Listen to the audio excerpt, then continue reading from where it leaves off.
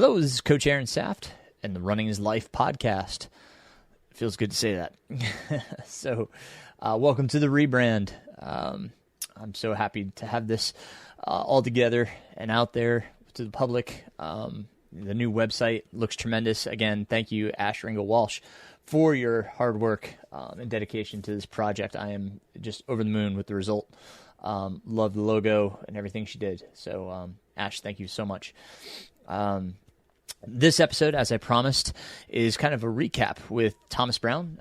If you recall a few episodes back, Thomas and I discussed his adventures at Old Dominion, and we previewed Western States together as we're both doing the Slam. Now, full disclosure, Thomas is one of my athletes that I coach and has just, incredible wherewithal and just grit to kind of get through these 100-milers without complaint.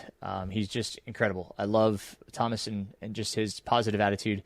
So it's fun rehashing and hearing all about his Western States experience. And then we look forward to Vermont. So it's a really cool conversation here with Thomas.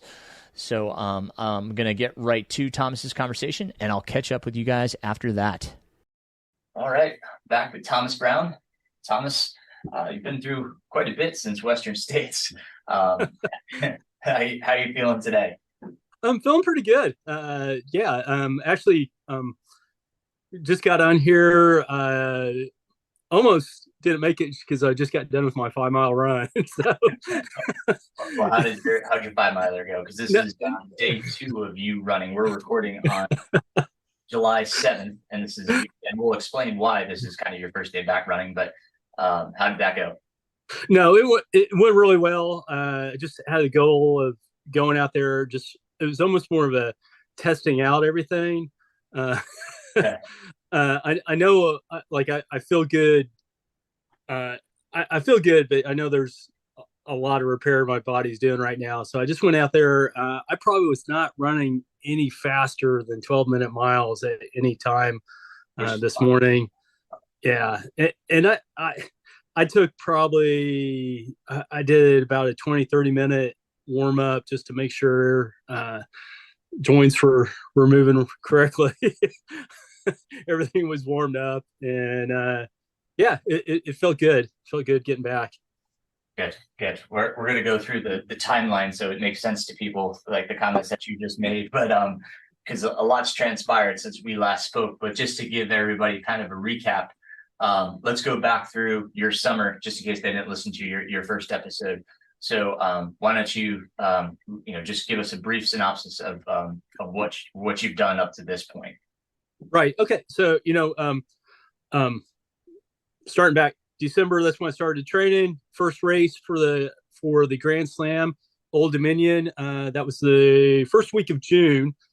So completed that. So the Old Dominion 100 is in Woodstock, Virginia. It's about 2 hours west of DC. So I just drove to that one. Completed that one. Quick turnaround of 3 weeks to get out to California for Western States. So Old Dominion, 3 weeks later, Western States, and then how was recovery in between? Yeah. So I was after Old Dominion. I feel better now than I did after Old Dominion. I think that's probably got something to do with Old Dominion is mostly road, where Western States you're running mostly on trail. Just the hard impact of the road, it just takes me a little longer to recover. So it's probably being a little more cautious after Old Dominion with regards to some past injuries I've had with my Achilles. But just slowly from Old Dominion, recovery-wise, taking it slow, a lot of walking, very limited running. And when I did run, not only was it slow, it was not very far. But for both since Old Dominion and from Western States, I probably increased a little bit more on my walking. Okay.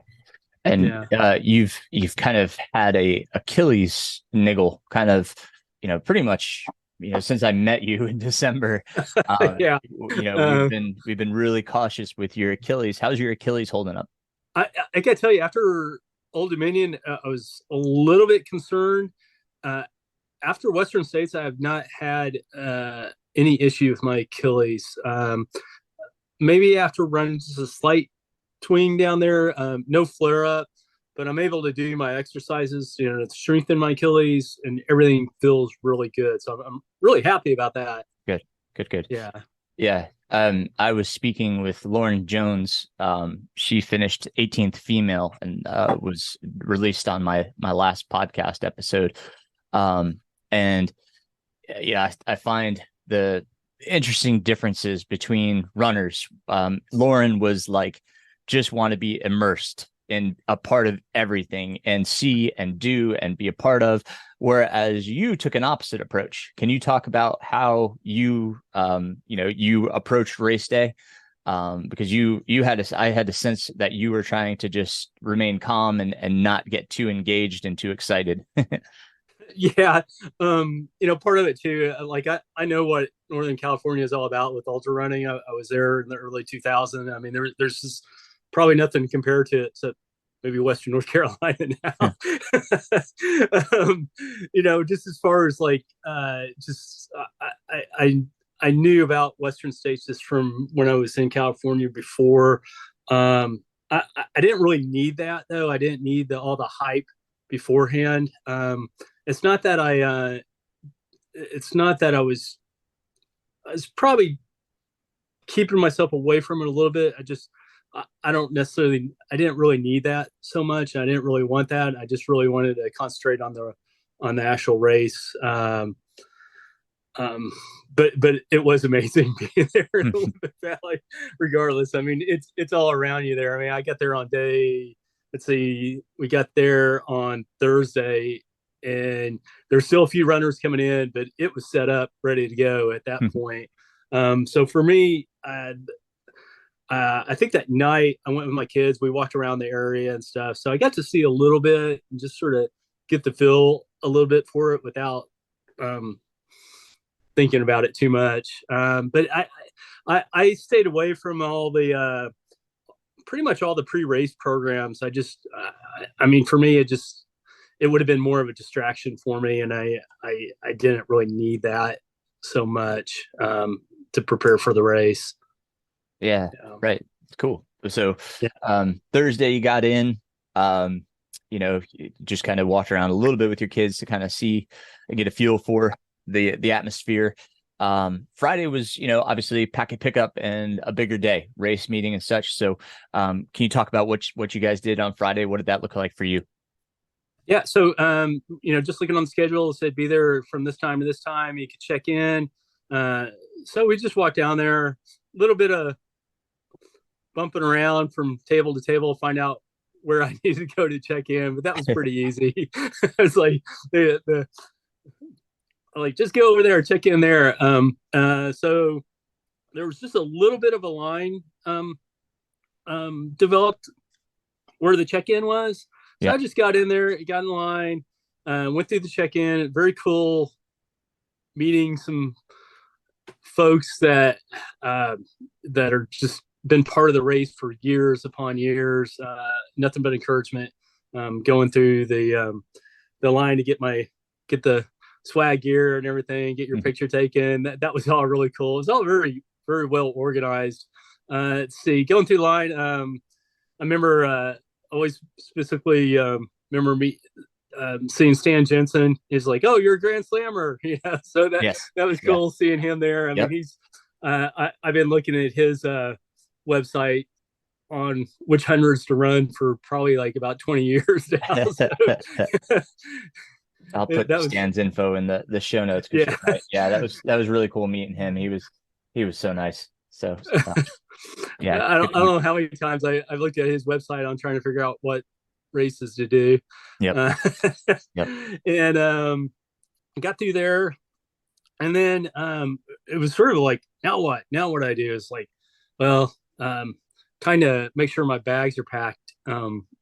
So I after I got through there, I pretty much focused on relooking at all my aid bags, make sure everything was good. So Where did you stay, Thomas? okay, so we were stayed not the actual. It was one of the Palisades lodging. Okay. Yeah, Nearby, it very was. nearby. Yeah, it was like within 200 meters of the area there, two to Cool. 400 meters of the Nice. start. Yeah, Yeah, so I was able to just go back and forth to my room whenever I wanted to. that's cool. So the rest of the day, I went back to the room. Um, I started packing my bags, and my family ended up. They went out. They know to sort of leave me alone when I'm packing my aid bags. I'm not the most. I'm not. I'm not the greatest person to be around when I'm packing my aid bags. Is that a stressful moment for you? Uh, Not necessarily stressful, but it's one of those moments where Takes a lot of I'm focus. yeah. For me, sometimes I take the mentality it's like I don't make a decision unless I have to. But when you're packing the aid bags and you got to turn them in, you have to make a decision. Yeah. Yeah. So Yep. and then you go with it. So at that time, my family went up. They went out, and I think they ended up doing one of the like the ski lift to the top where you could go Oh yeah. skating, and so they went out and had fun, which I thought that was great. And they left me there where I could get my stuff done with the Nice. packing the aid bags. So I packed probably 7 8 bags, and for the rest of the day, just I did go to the pre-race meeting. Did turn my 8 bags. I mentioned at the pre-race meeting. The pre-race meeting was really cool for me. Um, I got there early enough to probably get a seat, but I didn't really want to be out there in the hot sun, so I found some shade, and I just sort of sat back there and listened. Just had a good time listening to the pre-race meeting. Um, I it, it was I think it was about an hour long, and it was just cool seeing the crowd there.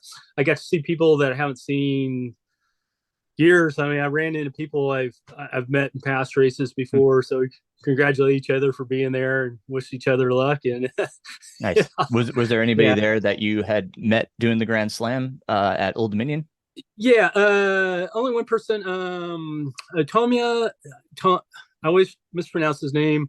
Tomia is from Japan. Really Okay. good runner. I think he's got well over 60 milers. So it Wow. was great seeing him. Very cool. I'm not sure if I saw him at the pre-race meeting, but I saw him that morning of the race, so it was really Cool. cool seeing him. Yeah. And I actually met him at one of the aid stations at Old Dominion. He had already completed Old Dominion, and he was out at the aid station, I think, supporting some other runners that Wow. traveled from Japan for that race. So, Man. and he'll be at Vermont too. Cool. Very Yeah. cool. Excellent. When we last spoke, you had, you were up in the air. You're like, maybe I'll get a pacer. What did you decide there? Yeah, talking about not waiting to make a decision or not make a decision unless I have to. I got on the.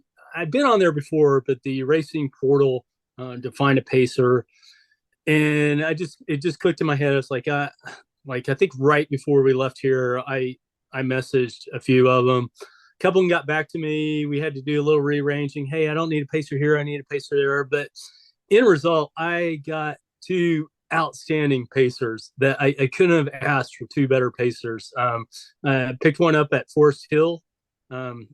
She lives in near. She either lives in Auburn or near Auburn, so she knew the trail really well.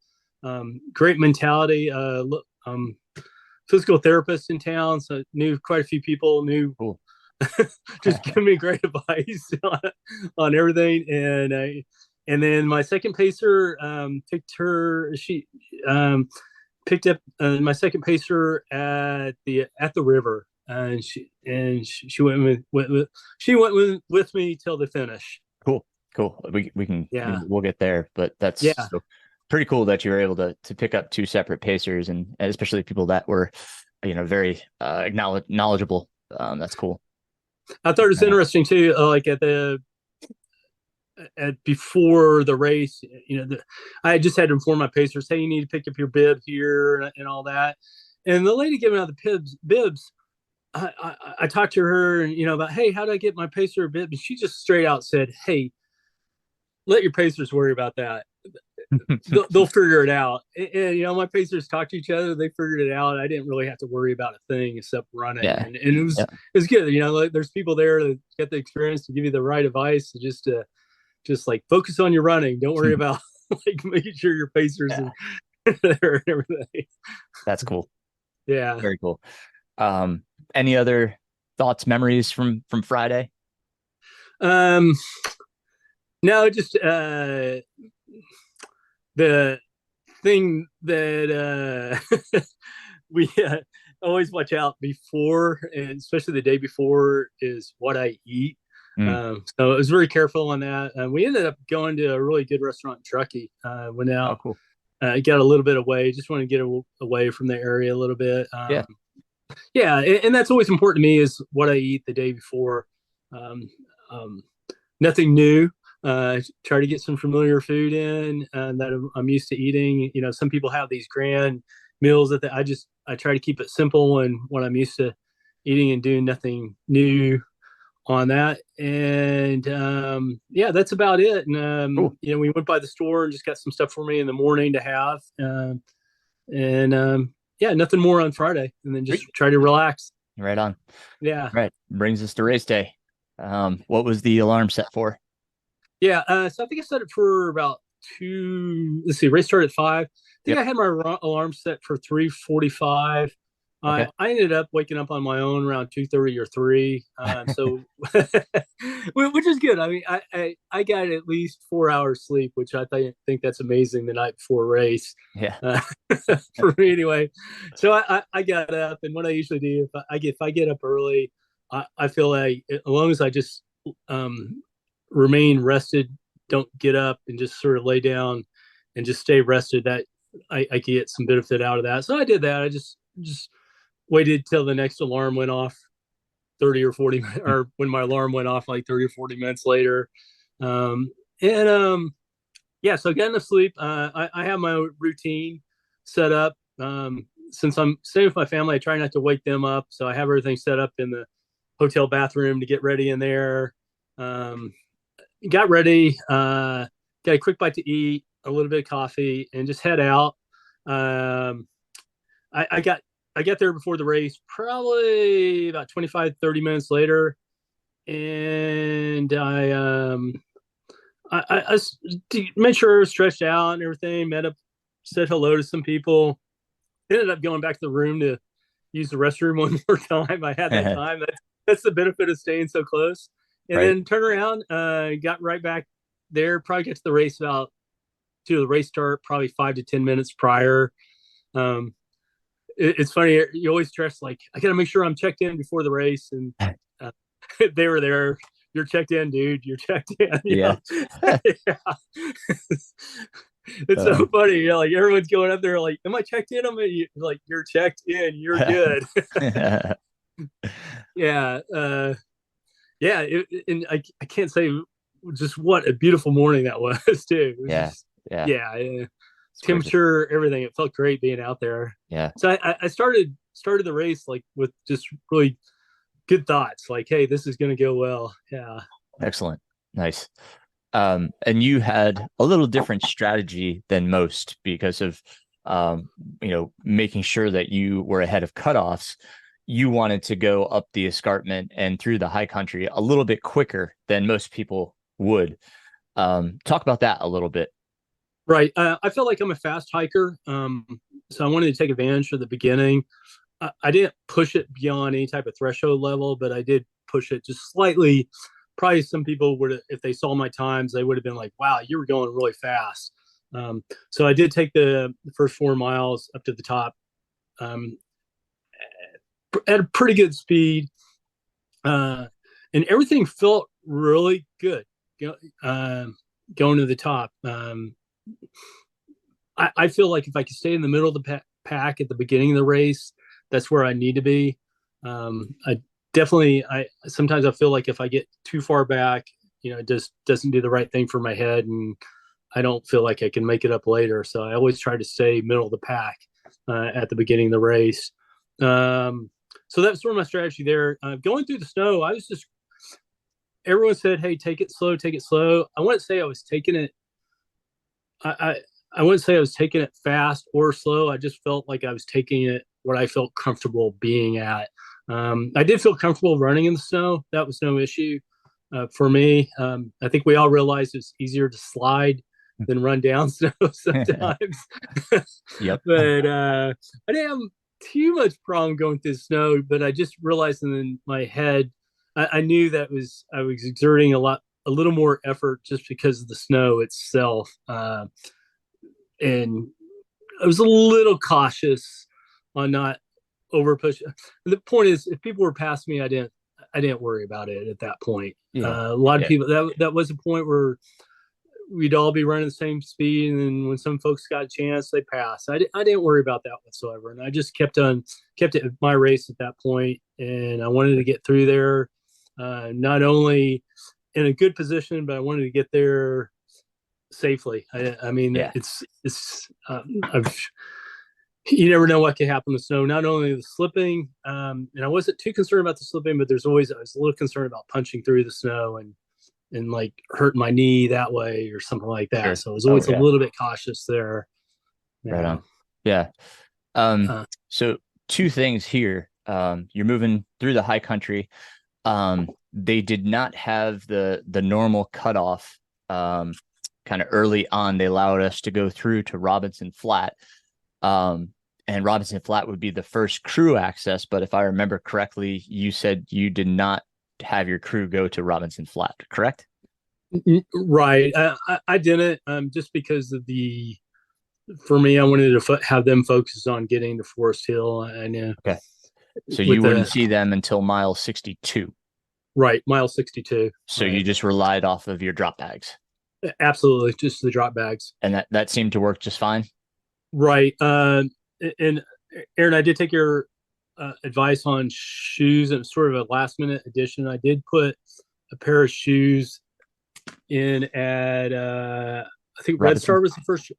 Oh, yeah, Red Star was the Yeah, first, and then yeah. it was Lion Ridge and then Red Star. So Red Star was So our first drop.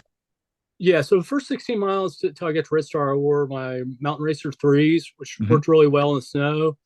At the last minute, I threw a pair of my Speed Goats, Hoka Speed Goats, in at Red Star, and I changed there, and I'm glad I did because I like running in my Hokas downhill. Um, the Hoka Speed Goats downhill, and there wasn't a whole lot of snow after Red Star. Right. So it was sort of a last minute decision to throw those in my drop bag, and I'm really glad I did. Cool. Right on. Yeah. Sweet. And then we kind of kept going, and then it would take us through Duncan Canyon, bringing us up to Robinson Flat. So, any problems through Duncan Canyon? I don't think so. I can't remember if they said Duncan Canyon where you're going to start feeling the heat. Mm-hmm. Yeah. Yeah, I'm sure I was feeling it, but it wasn't too bad. I just remember I was drinking a lot of water. Yeah, there's without a doubt I was just I was having to drink a lot of water. I think it's just got to deal with the level of exertion versus And it was how a much I drier climate. needed. It's definitely a drier Right. climate than we're used to. Yeah. Yeah. But really no issues. Good. I felt comfortable running downhill. My body was feeling good. I felt like I was, excuse me, I felt like I was going slow, but maybe I was just going slow and steady in where I needed to be. Mm-hmm. I wasn't quite, I can't remember if it was Duncan Canyon or where, but I really was close to the 30-hour cutoff times. That's what I was going to ask. Yeah, like when you If got not into beyond. Robinson, how do you Yeah. remember how close you were to cutoff times? I think if anything, I might have been right on the 30-hour or maybe 10 minutes behind. Okay. Yeah, 10 to 30 minutes. I was 10 to 30 minutes one way or another, but I was really close to 30-hour cutoff times at that point. Okay. Yeah. Well so ahead of the drop dead cutoff time, but close to Okay. the 30-hour cutoff time. Okay. Yeah. And so after Robinson Flat, we had a nice kind of dirt road downhill section. Talk us through there, because now we're kind of moving out of the high country, kind of getting towards the canyons, which is kind of the next section, if you will, of the course. So kind of walk us through, this next section, the canyons, all the way to where you'd see your crew at Forest Hill. Yeah, I think after Robertson Flat, I did change shoes again at Robertson Flat. I put on my best pair of Hoka Speed Goats that my most cushion, that I felt like these are the ones that are gonna take me through, and because I knew there's gonna be a lot of downhill running. I think at that point I just knew I had to stay um, consistent with my eating and drinking, and I had to continue to move out downhill. I'm not a very fast runner, technical downhill, but there were certain points where I could actually move out, going downhill, and I try to take advantage of that. I think a couple of people said that, like, take advantage when you can run downhill, um, let the gravity take you. And there's a point to where you can't completely do the race like holding back. You got to let gravity take you, and you got to take advantage of that downhill somewhat. So coming off of Robinson Flat, I just tried to stay steady going downhill and try to have very few moments to where I was just walking fast. I always just try to keep out moving no matter what, unless there was anything going uphill. So yeah. Anything else to remember about the race? I felt like the footing was pretty good. Mhm. So I felt like I was slowly, I don't know if I was making time on that 30-hour cutoff, but I was staying consistent with it. Okay. All right. Yeah. That's great Yeah. through the canyons. Yeah. Just, thankfully we didn't have the heat that everybody usually Yeah. does, but those canyon sections those were tough. It was a lot of downhill running, a lot of switchbacks, and then, same thing going up, a lot of switchbacks, some steep sections. I was surprised by the steepness of some of those grades, Right. coming out of those canyons. But you seem to have made it through, not losing any time, which is fantastic. So that kind of brought you up to Forest Hill. And this is where you would pick up your first pacer and see your crew, correct? Yeah. Yeah, it sure was. Oh, hey, Aaron, I got to bring up one other thing. Yeah. Devil's thumb. Oh, sure. I mean, that was undoubtedly the hardest part of the race for me. Yeah. Yeah, it was just disheartening. Just like when I had to stop and catch my breath, and I rarely ever have to do that in any type of race whatsoever. But there was a couple moments where I was out of breath. So, wow. I won't tell you anything. Devil's thumb is behind me, but that was Yeah, I think everybody was the same way. Like when I came into, everybody was sitting there like, what did we just do? And why did we just do that? We were all wiped. And the girl that said to me, I hadn't shared this with any of the podcasts I've done yet. She says, you got 2 minutes to get out of here. And I was like, am I on cutoff? And like, I could tell in her eyes, she felt really bad. She's like, no. We just can't let you sit here. I was like, oh, because my heart rate just shot up. I was like, holy crap, am I that close to cutoff? Like, she's scared the what out of me. And I was just like, oh my gosh. But yeah, they were, because I needed more time there. I really did. I was so shot from that canyon. I just, like you, it just wore me out. Like I wasn't, that was where my fluids went wrong, and I just couldn't drink my fluids, and I was so thirsty because every time I drank off my fluids, whatever fluids they put in there in the previous aid station, it was just rancid, and I just kept throwing up. Oh man, that was, like when I got to, I guess they call that aid station Devil's Kitchen. I got to Devil's Thumb, man. I was just like, holy jeez, I can't go through another canyon. Like, please don't make me go down into El Dorado. Like, this is just awful.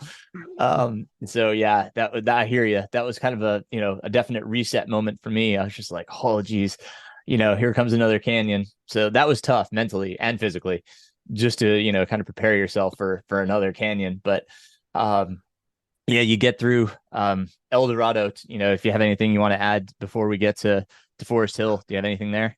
No, I I actually can't even remember El Dorado. So nothing to say on El Dorado. Yeah. I thought, yeah, I just thought the portion going to Forest Hill just seemed like it went smooth, but I don't remember it. Yeah. Yeah. But yeah, so we get up to Forest Hill. Did your pacer come back to you, or did you just meet them there at Forest Hill? Yeah, so I met them at Forest Hill right at the aid station. If Okay. I remember right, it was a little bit of like I sent her a picture of what I look like, so there was a little bit of making sure we matched up Nice. with each other. Um, and yeah, she met me there, and then my crew, my family was there at Forest Hill, so and yeah, we met up there. I got to spend like probably about a minute or so talking to my family, and they know that I'm pretty Yeah. quick at the aid stations. Right. Right. Yeah, Was it I was it told you. dark at that point? Yeah, it was dark at that point, but Okay. wow, Forest Hill is still amazing. I don't care if it's nighttime or whatever. When you get to Right. Forest Hill, you're pumped up. Now, Yeah. I think when I get to Forest Hill, I was probably a little bit dehydrated. Well, obviously, race like that. I probably wasn't in the best of condition, but I was still moving, so I needed to fuel up at Forest Hill and just make sure I was good and everything. And Yeah. I was telling you before I get to Forest Hill, my daughter hands me a real sugar Coca-Cola, and that does it for me. Yeah. So drank that up, and then my pacer picked me up, and she's just like, "We didn't get you some time."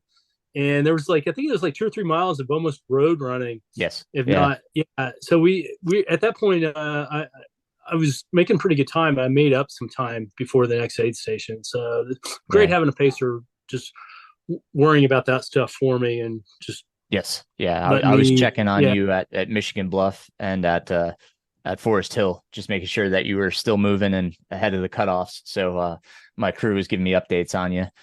You weren't too far behind me. That said, like I think you were only 50 minutes behind me at Forest Hill. So you were moving, you're doing well. Your pacer got you going. We go through the Cal streets. Any memories through that section?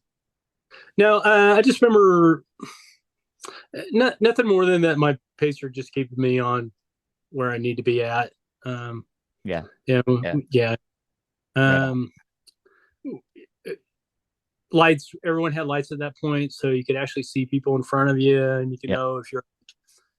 You don't always like to do this, but sometimes you gauge how you're doing by whether you're getting closer to the light in front of you or people or lights behind you catching up to you. Right. Right. So I think we were in the right place. Cool. But slowly making up time. I think we were at one point we're about 30 to 40 minutes ahead of the 30-hour cutoff time. So I started feeling a little more comfortable at that point. Right on. There's a little bit of decision on not a decision, just but how I was feeling. I was running all the downhills, but my pacer had asked me, "Hey, do you want to run the straightaways or do you want to walk them fast?" And I probably did a little bit of a mixture.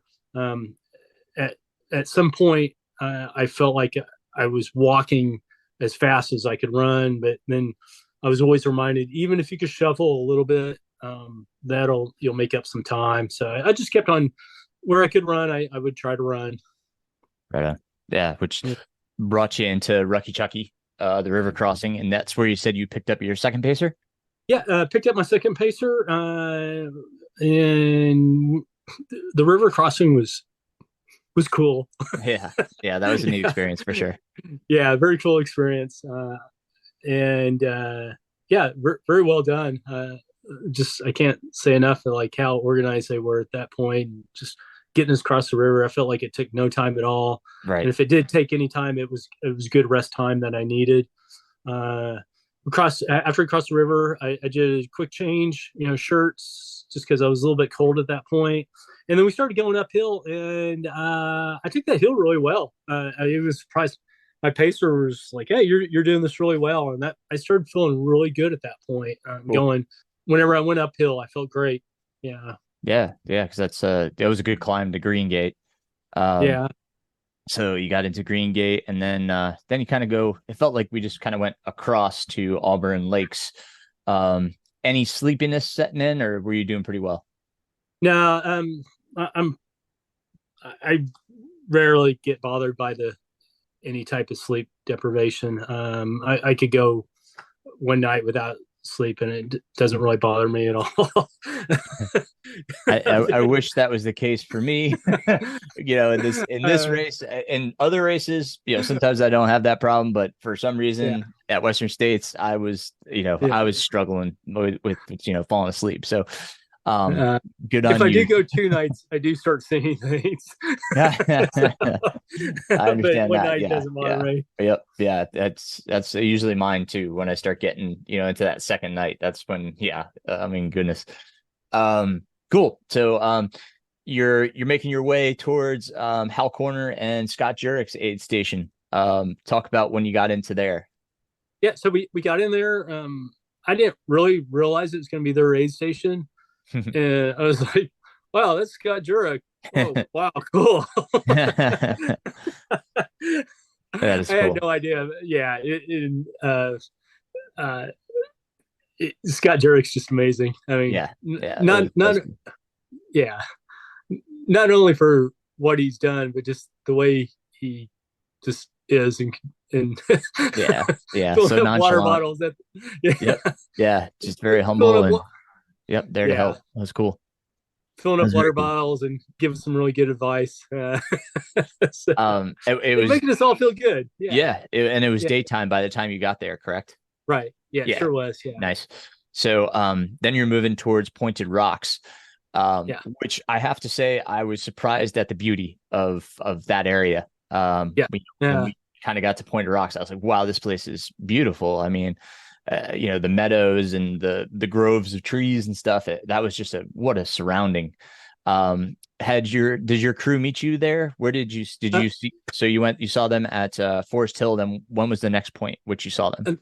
uh, the next time I saw them was I saw my kids right when I started turning into the Oh, final okay. lap, and they Okay, joined so me not for the to the final track. lap. So, Okay. so no crew at that point, which I was good with that. Um, for me, if they're there, I could only say hello to them for a few seconds anyway. Yeah. So at Pointed Rocks, where were you so far as like the 30 hour?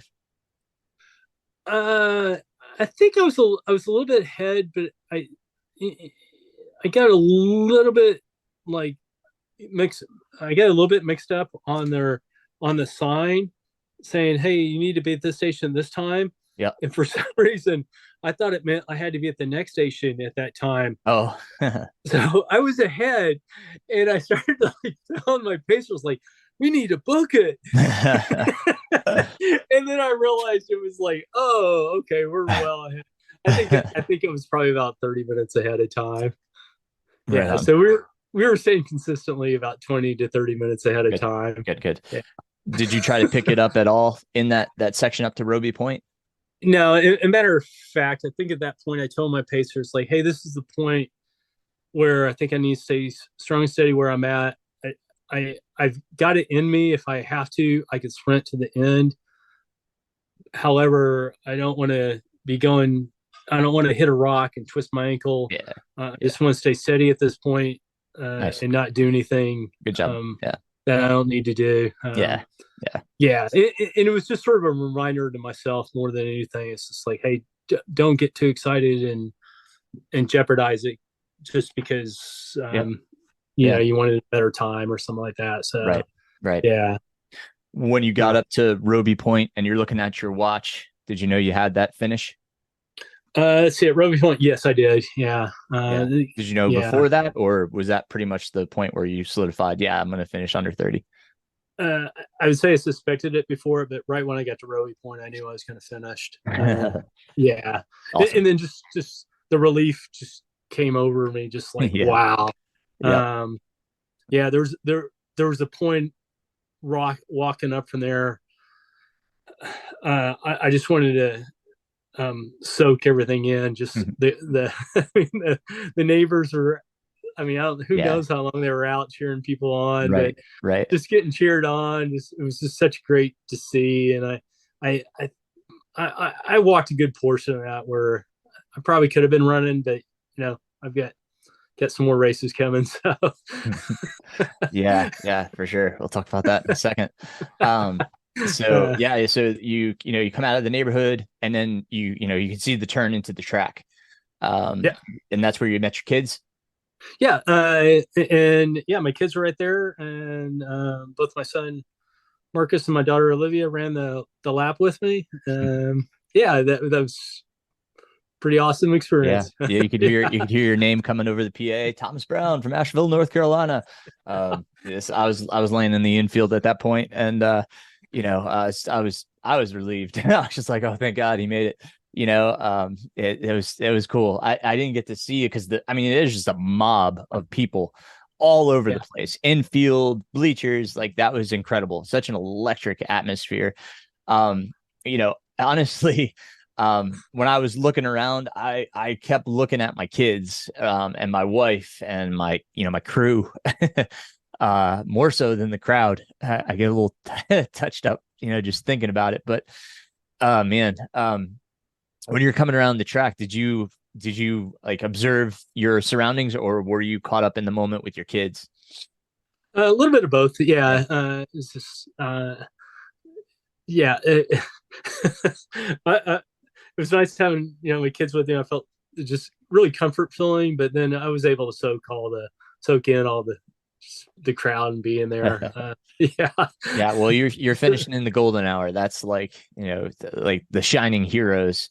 That's really cool. I mean, because it's funny. I never even heard of that until my pacer told me about the golden the golden hour hour. there. Yeah, yeah, Yeah, and then just I think a day or two later, someone wrote an article in Trail Runner. It just came out talking about the golden hour. yeah. It's pretty cool if you haven't read that. It was like, I oh, haven't this read it yet. sort of I'll have explains to it look it all. up. Yeah, I'll put that I think down it and was in I I'll think it link it was in in the show Trail notes. Runner. Okay, But I'll there look it up. was yeah.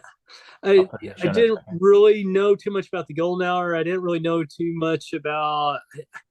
I didn't think much about the No Hands Bridge, and that was just an incredible experience running across that. I didn't really know about. I didn't read up or know about all the different things about the race, but Yeah, it didn't take away from just enjoying the experience of all of it. And yeah, yeah, absolutely. Yeah, we got that book too, at check-in, and it kind of talks about right. all of these, big parts of the course. Um, again, you finished in the golden hour. 29 hours. Was it 28 minutes? I think it's more like 29 hours, 40 minutes, 40 and minutes? some seconds. I can't remember what it is on that. Incredible, incredible. Well, congratulations on the finish, man. Oh, thank you. You That was too. spectacular. Oh, thank you. Favorite part of the course? What was your favorite? Well, without a doubt, like meeting my kids at the track. Yeah. Yeah. Nice. Yeah. Nice. That's wonderful. I mean, yeah. And I love that feeling of like when you're going to finish. Yep. Yeah.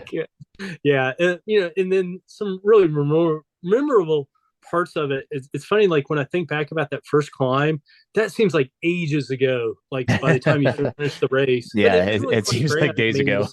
just, yeah. For sure. Yeah.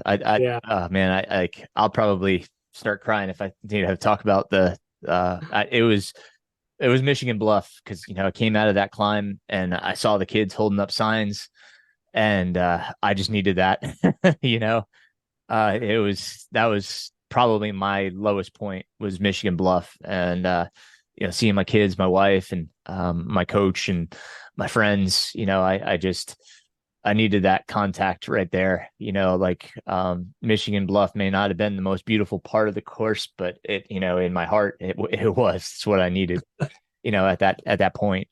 So I have to say, like that was my favorite moment.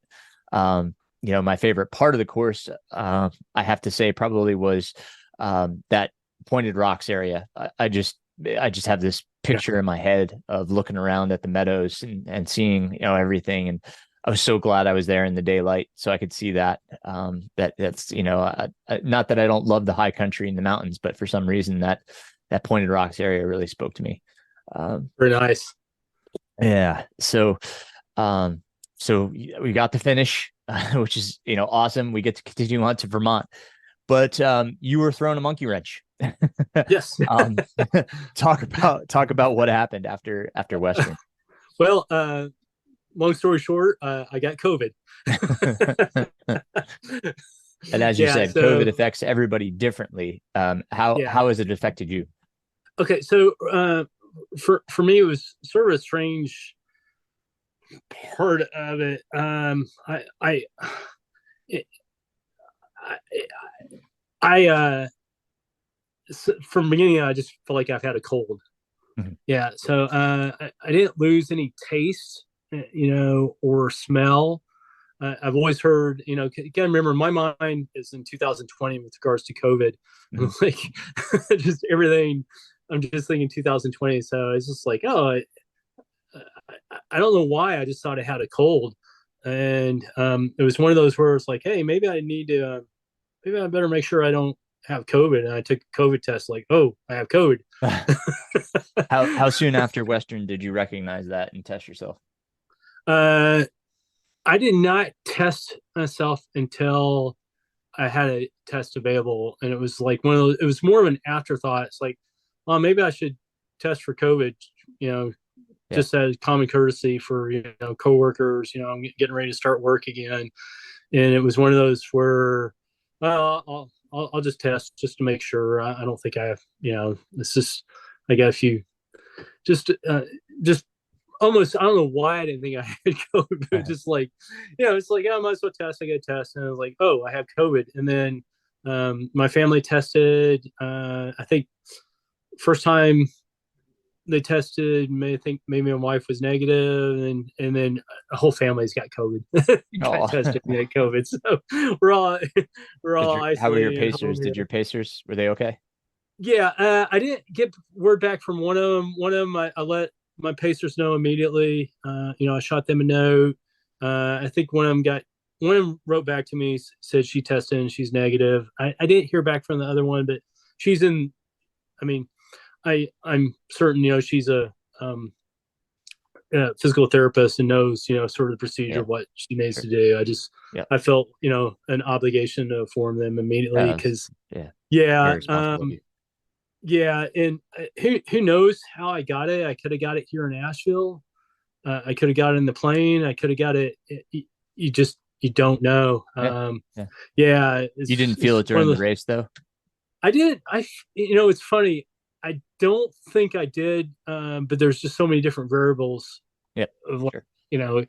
could have been altitude. I did feel something, but I think it was probably more altitude, Yeah. 100 miles. That's But fair. yeah, and, Yeah. we were talking before, the fact that I had two plane rides, being in the airport, being amongst everywhere. I mean, there's no way I could pinpoint when, how, or anything on that. But yeah, um, it's it's weird, the timing, too. I mean, Yeah. No, I guess after a 100 miler, I'm going to be at my weakest. My immune system's going to be at yeah, the weakest. for sure. Um, For sure. yeah. But So like, like I said, yeah, it just felt like you had a cold, but and you're kind of getting even better by the day. Unfortunately, still testing positive, so we're recording this virtually, right, um, but at least you're feeling better.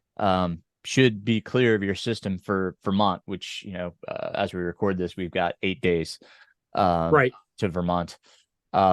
So that said, like we said, today was the second day you were running.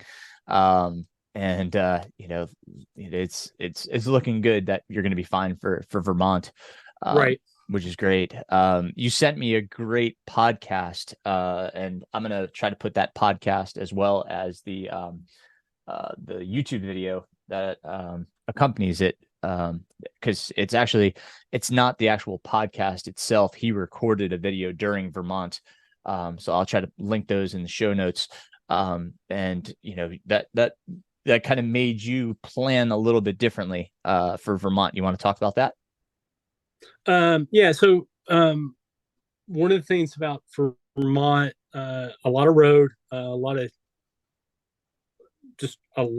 road, a lot of Jeep trails, Yep. a little bit less, a little bit, well, just less trail. There's still a lot of elevation. Yes. I think So it's yeah, 17,000 feet of gain. right. Definitely, not a flat course by any stretch of the imagination. I'm actually surprised based on what you just said, how much, Jeep and service road there is. That's Yeah. still a lot of gain. That's pretty significant. I'm careful on. I mean, I've heard comments. Hey, it's easier in Western states. Different things. I got to put that on my head. It's still a very significant, difficult race, Mhm. and there's some things I do intend to do. I know there's a lot of aid stations. So I was There talking are. before is like at these aid stations, I cannot spend more than I'm looking at 1 to 3 minutes if I use all the aid stations, just enough time to fill up my water, get what I need, and move on. I think I don't know, there's over 24 aid stations, if not more. Yes, at Um, least, yeah. And yeah, then and this um, one has a 30-hour cutoff as well. right. So Uh, so on training in what I'm doing between now and then, doing a lot of walking. I know for me, if I stay consistent on the high, going at a fast walking pace, that adds up for me. And it can save me a little bit of time, in the long run. But sure.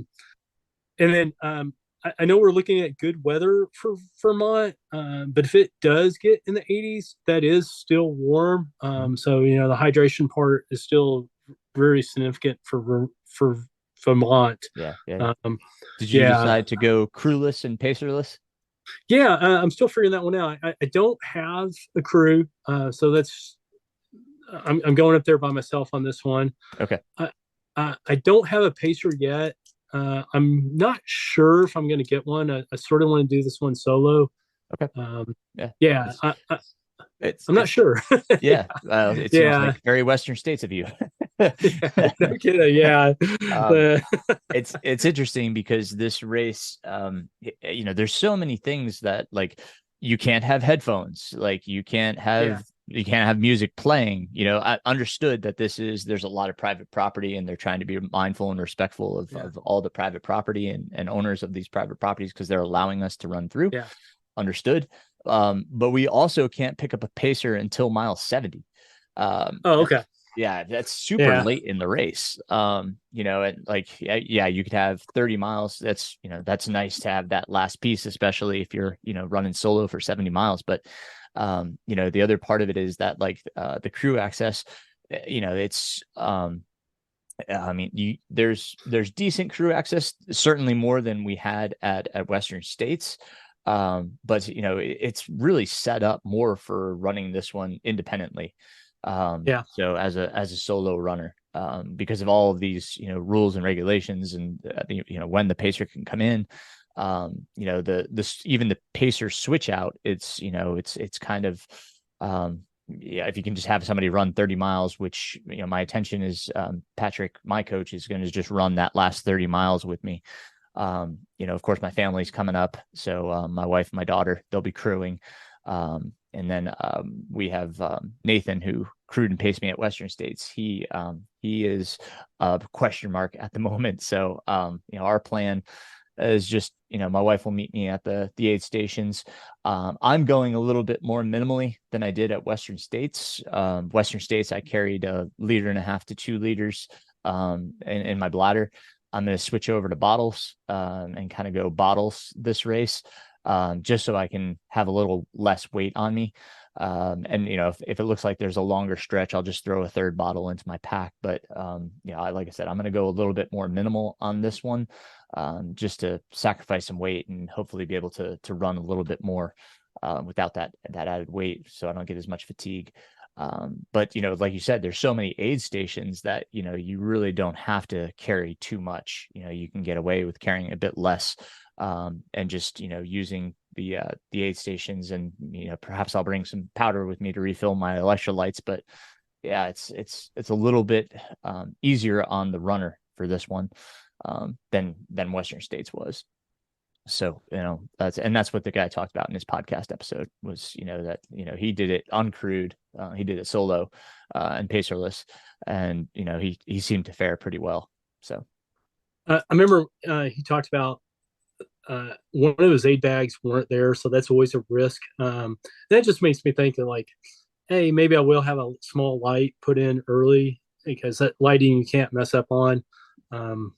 I always I have a really, really small light that could get me by. Sometimes I like at Western States, I pick that up out of an aid bag early. I just hate to get somewhere without lighting. yeah, yeah, I know no, I that's a hear you. small little thing, but that's just a confidence thing I'm always thinking Yeah, about. yep. Yeah. And Well, like it was strange too because like I mean here we are, July 7th, race, like I said, being just over a week away, and they just released the participant guide yesterday. right. I mean, it was just like, wow, that's kind of last minute here. And then you go through the participant guide, and there's nothing about what the aid stations will have. I mean, there's just like, Yeah. it's very minimal information. I had to, email the race and be like, hey, like what's going to be at the aid stations? What can we expect? And so for you and for any other runner that's listening, she said the aid stations will have water, Coke, Mountain Dew, ginger ale, peanut butter and jelly with regular bread, deli meat and cheese with regular bread, fig Newtons, Oreos, potato chips, candy, gummy bears, and M&Ms, potatoes, bananas, watermelon, oranges, pickles, and at night there will be coffee, hot cocoa, chicken broth, and veggie broth. And most aid stations will have specialty foods such as popsicles, pierogies, or bacon. And then she says the electrolyte drink, which I have never heard of this one, is base hydro. Yeah, that scares me there, like trying a new drink. Yeah. So like, I mean, like it's all this like, yeah, and I asked her, I specifically said, will there be gluten-free options? Because that's what I struggled with at Western Oh, States. right. And the answer is really no. Everything except for maybe the, potatoes and potato chips. That's all, that they have for a gluten-free diet. And then, yeah, base hydro, I have no idea. And this would have been helpful to know months ago so that, we could have at least tried it prior to race day, but, they didn't even put it in the race guide. So, it's just, I know she's been doing this a long time, but it just seems like there's just not a lot of information. They don't publish the race course because of how much private property is on there. So there's just so little information that we can gain by, we have to kind of dive into other people's Strava just to kind of see the course and get an idea. They put an elevation profile in. I don't know if you got a chance to look at the elevation profile, but I have, um, yeah. yeah. So I mean, there's some significant climbs. I mean, we're looking, of getting up to like a 2,000 foot is kind of the peak. So there's some climbs similar to what we have here in Western North Carolina, which again was a surprise based off of the fact that we're going to be running on a lot of service roads and such. But yeah, I don't know if you have been kind of just surprised by how little information is out there because obviously I like to do a little bit more research, but what have you found? Yeah, straight out, that's the keynote I saw. Is like, hey, nothing's going to get published. So Yeah. it's almost a point where like, okay, she took that equation out. I'm not going to worry about that. But I am like, that just keeps on hitting me like 17,000 feet. Where are the climbs? Yeah, yeah, I mean, yeah, it's like, totally. Yeah. yeah, It is, and I think it's a course that can surprise you. It's like I compare it almost to something like Old Dominion in that regard. Like yeah. you've got a lot of runnable road, but you're also going to have some climbing. But what have you decided? Because like when you talk to people, they're like, you could totally use a road shoe on this course. So what have you decided so far as footwear? Yeah, so what I usually do is, and similar to what I did for Old Dominion, I wear the Asics Nimbus, the newer version that just came out. It's a very well cushioned shoe. So I plan to use that at least for the first 30 to 40 miles, and then I'll switch to the Hoka Speed Goat. And I do that because the Hoka Speed Goat is just a little more secure for me, where I'll do fine with the Nimbus on a road, and I'll do fine with it on a trail. until I get tired, and then Mm. my shuffle will get a little sloppier, or just not as I'm not lifting my feet up or whatever I'm doing, and I just feel like I want a more secure shoe, Yeah. which I'll wear the Hoka Spico, which I can wear on the road. Just the treads wear out so quick. I try not to wear it on the road. Yeah. So I'm going to go a combination of the Asics Nimbus and the Hoka Spico, and keep it at that. I'll probably not have it so well defined on what aid stations. There'll be a decision point during the race where I want to switch shoes or not. If I could keep the same pair of shoes on throughout the whole race, I will. I just I like to have that option. Like, these shoes are not. I'm not quite feeling with the shoes. I want to switch shoes, or I want more Yeah. secure. But yeah. Well, the other point too is that they discourage polls, and that Yeah. you need to contact the race director for pretty much for approval if there's some reason that you need the polls. It just seems like there's a lot of deterrence in this race, and there's a lot of things that aren't built into this race that normal races are just like, yeah, that's fine. I almost wonder sometimes why there's so many stipulations, like why can't we do this and why can't we do that. Like, I mean, I know there's horses in this race, which throws in Right. another X variable, right? And perhaps that's the reason, but it's not very evident. They don't make it clear as to, I understand, like, the headphones because of horses and stuff. You want to be aware Right. of your surroundings and stuff. And perhaps it's the same with poles. Is if you're clicking along with poles, you've got them going back. If there's a horse behind you, it's a safety risk for well, not only other runners but for the equestrian riders. So perhaps I understand it in that regard, but it's just like, there's just so many things that, like, you can't do this, and I almost wonder, why can't we have pacers earlier? Right. So it's just, there's some things that, like, race decisions that are, I'm not used to, and that's fine. Like, it's just, like transitioning from Western states to this, I've kind of had to, take a different mindset and be like, okay, well, this is the way it is. And, like, I have to adapt, make sure that I'm prepared, and just kind of go with the flow. One thing that I recognized, and I don't know if this happened to you, but anytime I stopped in an aid station for, a little bit longer to kind of regroup, I started getting cold. So in preparation for not only Vermont, but especially for Leadville and Wasatch, because the temperatures can drop significantly lower at those latter two, I bought a Rumpel. It's, I think, RUMPL, Rumpel blanket. And I can put those in the show notes, but it's kind of a puffy blanket. So if you picture the Patagonia puffies, it's kind of like that, or like, almost like a sleeping bag, but you can just wrap it around yourself, and it has a clasp so that you can wear it as a cape. So if you stop for a little bit longer in an aid station, you can just throw that over you to stay warm, instead of, like, because I start to shiver, especially if I'm changing shoes. Even that little bit of time that it takes to change shoes, I start shivering. So in prep for that, I bought that piece. And I will say, one clutch thing that I got for, and you're not going through this one, but if you decide to do such in Wasatch, this one thing that I bought for Western States for my crew, and for my own purposes too, was this little pop-up tent. I got it for $80 at Dick's, and it's super collapsible. It collapses down to almost the size of a camping chair. And then what happens is, as you kind of pop it up, you press the middle of the walls and it just snaps out. You don't have to do pulls or anything like that. And then it just collapses down. You just kind of pull and it pops down. Super easy to transport. I just checked it in at the airport, and, it came across. So I'll try to put that in the show notes as well. But it kept my crew out of the sun. And then if I got to the aid station and it was super sunnier, or I needed to get changed and have a little bit of privacy, I could just hop in there, which, worked extremely well.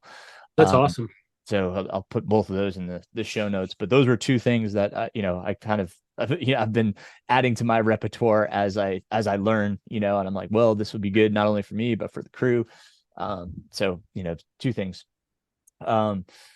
So yeah, I mean, going into Vermont, like I said, 17,000 feet of gain, it's nothing to to turn your nose at. That's that's significant. But I think it's totally within your wheelhouse, as you've proven at Old Dominion.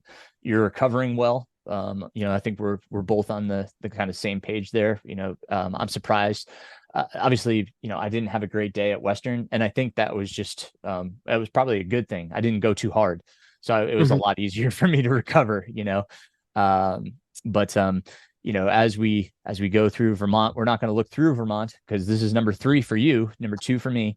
You're going to have a good time between Vermont and Wasatch. You've got about 8 weeks in between the two, which I think the biggest thing that we'll have to switch over in your training is going to be the climbing. Wasatch obviously is a much more mountainous and demanding in that regard. That's what we're going to work with, after Vermont. But like I said, not trying to look through it. Any concerns for you for Vermont? Anything that you're looking at and being like, well, this might be a little bit hairy. Um, I commented before. Even though my crew only met me at Forest Hill in the finish Yeah. uh, at Western States, the one thing that they did do was getting to Western States and getting back. I didn't have to worry about a single thing. Um, Nice. Eating dinner, where to turn left at the airport to make sure. If my wife wasn't with us in Atlanta, we might have went the wrong way and not even got on the plane. So all those little things, I didn't have to worry about a single thing. Yeah. And my crew they either like go this way, do this, and they basically took care of me to getting to start, the finish. That's cool. I'm driving up to Vermont. Okay. Yeah. So a little bit different. I'm going to stop a few more stop with stresses. some. Yeah. So a little bit different driving up there. I'm not so concerned about the race itself. I'm always concerned about getting to the start Logistics. line. Yeah. Logistics and all that. Are you camping? Little bit. I see, and that's a little bit of confusion part. Not confusion, but I'm not sure if right now I've got like I got a place nearby. I think it's like 6 or 7 miles. There's country roads up there and there's direction. So I'm going to fully use that day prior to the race to make sure I know how to get to the race start. Mm-hmm. I'm debating I'm going to bring a tent just in case I want to go ahead and set up a tent and go ahead and camp there the night before. I'm just a little concerned about getting from lodging location to the start because I know they have they drew a little map and they said don't use Google Maps or don't use any mapping software. Yeah. Again, they're very specific about what to do and what not to do. So the point on not to camp or if you do camp, you're right there. You don't have to worry about getting to the race. Right. So I'm still thinking about just go ahead and pitch in a tent and even if I stay off away from the site, if I get up at midnight and I still want to go there and sleep for a couple hours in tent, I'm still debating that on what to do on that. So that's the only thing I'm really concerned about with Vermont. I feel like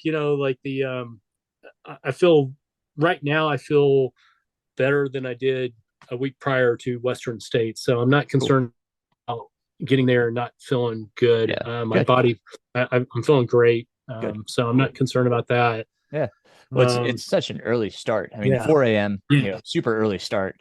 It was something we wrestled with as well, but we managed to find a Holiday Inn resort. Like I think it's 9 miles from the race start. Right. So we grabbed that. It's not far. I got a bed. I don't sleep well when I camp. So I'm gonna, I'll have more peace of mind knowing that I've got a bed to sleep in, even if I have to get up a little bit earlier. I just know me, and like I said, I thought about camping as well, just because, like you said, logistics is just there's no logistics. It's so simple. You wake up and you get out of the tent, and you go to the start. But like I said, I think for my peace of mind, I'll be better off if I have a place to lay down in a bed. So I'm going the frou-frou route. Right now I'm I'm set for lodging at a farm stay, so out in the middle of the country. So I'm pretty psyched about that, just being away from any distractions and just and I think it's just within 10 miles of the race start. So Cool. Yeah. Yeah. Very good. Cool, man. Well, I mean, it's, you're doing incredible. I'm Yeah. very happy for you. It's, congratulations once again on Western States. Super happy that, you got that great finish. It's incredible to watch this journey and share it with you, man. So, thanks for Yeah, letting me be part definitely. of it. Yeah. Absolutely. And best of luck at Vermont. I'm sure I'll see you up there. We've got the race meeting on Friday, so I'm sure we'll catch up when we get up there. Yeah. So, It, and very you cool. just, There's going to be a few other folks from Asheville there. yeah, So yeah. yeah, We've got yeah. two more from our team, so there'll be four of us. From Oh, the that's folks great. that I coach. And then Pete Ripmaster will be up there. I think Carrie Barris is racing on the equestrian side of things. That's So going to be great. yeah. Yeah. And then I've had a few other folks message me that I've met throughout the years. So super cool. It should be fun to get to see. And I got a few of my athletes that I've coached previously from the Northeast, and they're going to volunteer. So yeah, it should be a pretty cool atmosphere up there. So I'm excited. My daughter said to me yesterday in the car, she's like, you're pretty relaxed for having 100-miler coming up in a week. And well, yeah, like, I'm not frazzled, like this one doesn't have the, the hype that Western States did, like there's just like, I'm not downplaying it. Like that's, not what I'm trying to do. I'm just saying that like, I feel ready, it's like, I've got my plan. Like I know what I'm going to do. And, I'm good. Like, just put me on the line. Let's go. Yeah. Yeah. I'm ready to go too. Yeah. Yeah. It's, it's like, what more can you do? Right. It's like, the fitness is there, and we're just waiting for race day. So yeah, I'm pretty relaxed about this one. You always get those little race day, like anxieties and those pangs where you're just like, whoa, it's coming. I got to do another 100. But like at the same time, it's, I'm excited by it. It's a new place. I've never raced Vermont. So I'm excited to see some new places and meet new people. So I think I'm more excited by it than I am nervous of it. So I'm in a good Right. place. That's a good place to be. Well, cool, Thomas. Thank you again for joining me and catching us back up. I hope you continue to feel better. Get through that COVID test negative. And yeah. I'm actually going to test right after this, and all right. I'm trying to give it like a couple days every time I test. Yeah. Well, fire me a text. Let me know how you're doing. Okay. Yeah, and thanks for having me on here again. Yeah, and Absolutely. I'll we'll see you catch in up Vermont. after Vermont. Yep, we will. All right, buddy. Thank you, sir. Thank you. See you, Aaron. Congratulations once again to Thomas for his amazing golden hour finish at Western States. So cool. So happy for Thomas, and so excited for him and I as we both line up at Vermont. I've got a total of 3 athletes that are lining up at Vermont, so excited to see them all up there. We start making our travels early next week, so I'm really excited to head to Vermont and be back in New England. So that's our next adventure, if you will. So super cool. I'm starting to get more and more folks reaching out to me about becoming coaches themselves, which is totally cool. I really love helping people kind of find, their passion about coaching and helping them, answering their questions. I've mentored a few coaches, and it's been evolving. It's not something that I per se had a syllabus or format, if you will, which I'm now kind of developing. Trying to train coaches and help them in their path to becoming the best coaches they can be. That's going to be a new part of my business, is helping mentoring coaches. So if that's something you're interested in, want to talk about, it's something that's, as I said, evolving. But I'm really excited that people are reaching out about that, and that's super cool. I myself signed up for a conference in Colorado at the end of September. USCA is hosting a conference led by Jason Koop.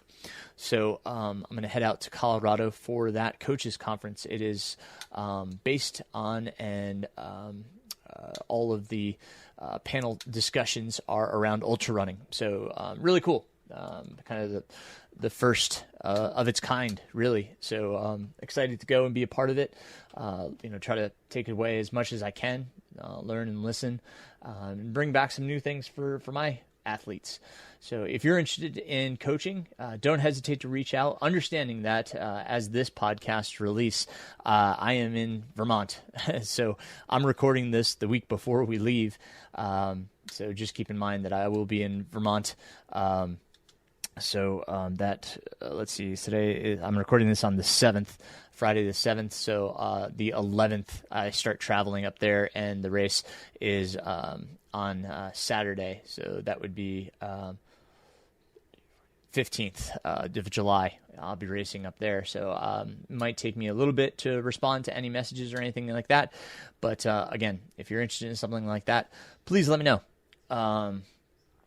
So yeah, reach out. I'm not, I'm happy to talk about coaching and getting you on your way to training for your event. So appreciate those that have. I super appreciate all of my athletes and all of their support and everything that I get to work with them and share their journeys. I'm really, blessed to have this job and fortunate to be able to do what I do. So I don't take that for granted. So yeah, with all of this going on, I hope your training is going well. Don't hesitate to reach out. If you got questions, comments, anything, let me know. I'm happy to answer questions about your training, go deeper dive on a podcast and answer your questions. So, and reach out through whatever platform works best for you. You can check out the new website again, runningislife.run. Go on there. It has different ways to reach out to me. The podcasts are all on there. You can search through and find the different episodes. So yeah, check out the new website if you would. Let me know. Let me know what you think about the new logo and everything else. It's been great. It's been well received. So I super appreciate everybody's feedback. Makes me feel good about the change. So, but we'll keep recording, obviously, keep going here on the podcast. The next episode will be my recap of the Vermont 100. We're just going to keep moving forward and try to get that one done so we can keep going on. After Vermont would be Leadville, but I have a 5-week kind of break between Vermont and Leadville. So just got to get to the finish line of Leadville and for the best there. Hopefully I have a better day than I did at Western States. I don't want to jinx anything. Let's knock on a little bit of wood here. For the best. So I appreciate you guys. Appreciate your listening. Always appreciate your support. Appreciate those that are on Patreon and supporting me financially through Patreon. Thank you guys so much for all of your support. If you're interested in becoming a Patreon support, you can jump onto my website. Once again, there's also links in the show notes on how to support there for as little as $1 a month. You can contribute to the podcast and keep this rolling. So thank you so much for all of that and all of your support. So until next time, keep moving forward and keep running, my friends.